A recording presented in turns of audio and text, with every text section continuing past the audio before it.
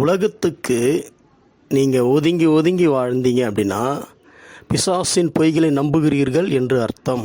அது மாத்திரமில்லாமல் அவனுடைய சுயநீதி என்கிற வித்து உங்களுக்குள்ளே கிரியை செய்கிறது என்பதே அர்த்தம்.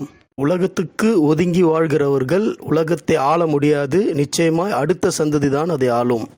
இந்த பூமியிலே தேவனுடைய நீதியின் கலாச்சாரத்தை பரப்பி அதிலே மனிதன் சுகமாக வாழும்படிக்கே தேவன் ஆதாமையும் ஏவாளையும் உண்டாக்கி அவர்களை ஏதேன் தோட்டத்திலே வைத்தார். தேவன் உண்டாக்கின ஆதாமும் ஏவாளும் நீதியின் கலாச்சாரத்துக்கு மாறாக சுயநீதியின் கலாச்சாரத்தை பரப்பினார்கள் என்பதை நாம் புரிந்து கொள்ள வேண்டும். தேவன் உண்டாக்கின ஆதாம் ஏவாள் வானம் பூமி அதில் உள்ள யாவும் சுயநீதியால் கெட்டு போயிற்று. இப்பொழுது அதை நாம் மீட்டெடுக்க வேண்டுமா அல்லது ஒதுங்கி ஒதுங்கி வாழ வேண்டுமா?